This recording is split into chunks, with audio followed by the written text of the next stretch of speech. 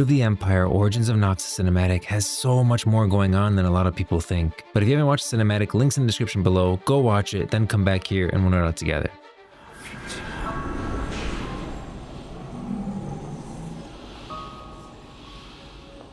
We open up to this wispy sound. You can hear someone saying something. It's the same as the Welcome to Noxus ending.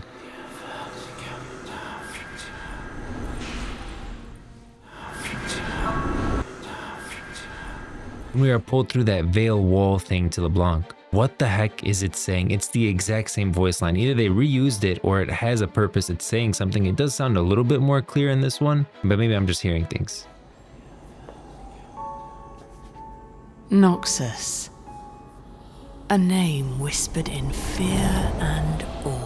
Now at first glance, you would think this Noxus logo is in front of LeBlanc, that we are looking through it to see her. But actually when she is pulling this veil down to tell the story of Noxus, it turns out that it is reflective, and the camera is from the perspective of LeBlanc. This is the first cinematic we are getting a glimpse into LeBlanc's mind, what she truly thinks of Noxus.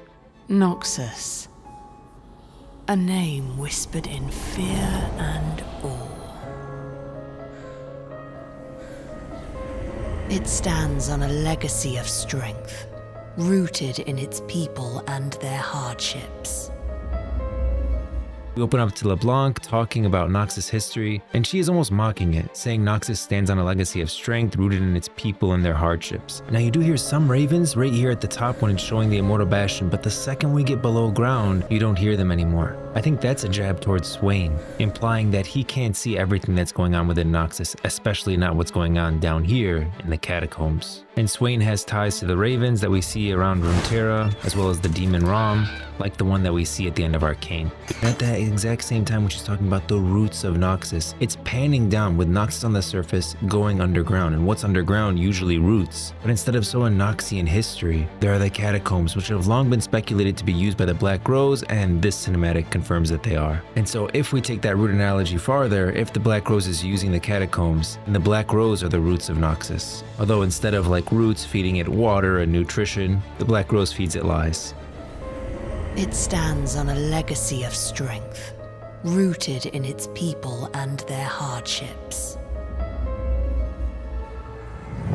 We are the tribes that broke the Iron Revenant, survived the Rune Wars, and built an empire united in purpose and glory. Now these are three of the most significant Noxus-defining events in the history of Runeterra, and they are in order. First, the reign of the Iron Revenant was around 400 to 100 years before the Rune Wars.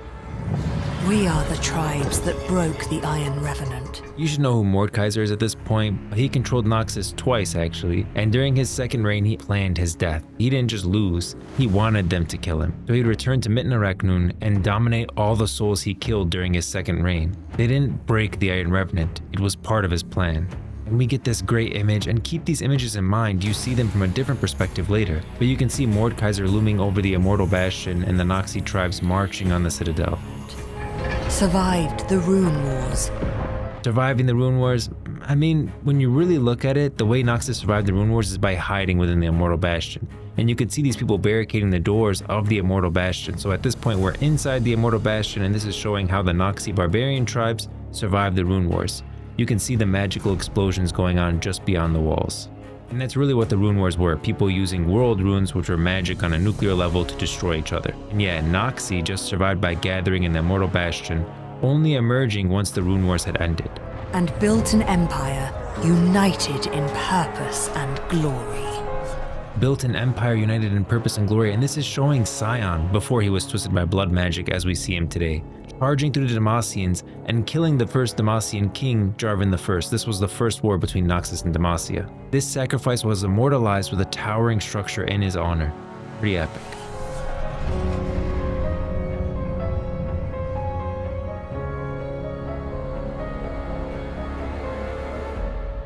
But our history is a beautiful lie. And note that you do get a quick glimpse of a symbol when she's putting this rose down, and that's the symbol of the Medardas, the four-pointed star, which the Medardas are one of the most powerful families in Noxus, and if you already read the book Mbessa Chosen of the Wolf, I'm not going to give any spoilers away, but you know the Black Rose had a hand in their history and wanted to control the family. And what she's shown us is the nice view, right? The view of Noxus, what the people are supposed to see. We're at the bottom of the catacombs. We've followed the roots down from Noxus all the way at the top in the Mortal Bastion, following it down to the bottom of the catacombs where we now see LeBlanc, and she's placing this rose that looks pretty at this point down on this symbol of the Medardas. And the moment she places it, it turns black, and now she's about to tell us the truth, what the real history of Noxus is. Our history is a beautiful lie. Like the countless seeds I planted over the centuries. They thrived in the shadows. Cultivating chaos as their roots grew stronger and deeper. Now's where things get interesting, because now you're going to see these same 3 events only zoomed out from a different perspective, showing you the full story, all to show that the history of Noxus is a beautiful lie. Like the countless seeds I planted over the centuries. The first, she planted the seeds to overthrow Mordekaiser along with Vladimir, which was confirmed not only in the lore prior, but also in the Bringer of Ruin comic. In that comic, you get kind of a mural, and you literally see LeBlanc and Vladimir fighting Mordekaiser. They thrived in the shadows. Next, it wasn't just the Immortal Bastion that saved the Noxians, is what it looks like to me, but perhaps some of the Black Rose mages. This looks like these mages are stopping these magic missiles from destroying the gate to the Immortal Bastion. And without them on the other side of that wall, the gate would have fallen. Cultivating chaos as their roots grew stronger and deeper. This is the craziest one. We see these yellow eyes, so either a Black Rose spy or LeBlanc herself. You can see that in this scene, Sion is killing Jarvan the First, and this person is holding back the other Demacians from stopping it, from saving Jarvan the First. So it looks like she orchestrated this moment as well. And Vladimir, a member of the Black Rose, is the one who all the blood magic comes from, and certainly had a hand to play in resurrecting Sion. So maybe they didn't even want him to survive here either, and the event happened perfectly. As their roots grew stronger and deeper. I took a rabble of barbarians and whispered to them dreams of empire. She took a rabble of barbarians, emphasis on she is saying she built Noxus, and you can see these thorns going up these characters. We see Darius, Katarina, even Mel. I took a rabble of barbarians and whispered to them dreams of empire. And look at them now, ready to die for an illusion. Look at them now, ready to die for an illusion. This is a jab at Darius, and even Mel, who at the end of Arcane Season 2 returns to Noxus to fight for it. Katarina certainly risks her life in the Bite Mark cinematic in her battle with Elise. All these people ready to die for an illusion that LeBlanc built, her ultimate illusion, Noxus itself. And look at them now, ready to die for an illusion.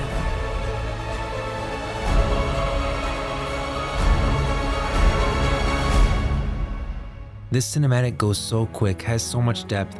I think anyone who watched it one time certainly missed a lot, and just took it at face value of LeBlanc saying she's leading a secret cabal in Noxus. But it's a lot more than that. She is straight up talking smack. She built and owns Noxus, and she knows it. Also, one last thing, not super lore revealing since we already knew this, but these shots of the structures below the Immortal Bastion, these are shots of the catacombs beneath the Immortal Bastion, which have long been speculated and now confirmed to be used by the Black Rose. And the finish is perfect. The black dark rose thorns underneath growing and expanding in the shadows, with the rose petals, this pretty thing, on the surface. What are your thoughts? Have you been enjoying all the Noxus cinematics? Let me know in the comment section below. Hit the like button if you liked the video, subscribe for future Runeterra lore videos. If you really want to go above and beyond, sharing the video goes a long way. And of course, massive shout out to those who joined the channel. I know I've said this for a few videos now, but the book Ambessa Chosen of the Wolf came out, and now the cinematic, but I am currently in the editing process of the Lavender Sea video covering Belvith, Shurima, the Void War, all that good stuff.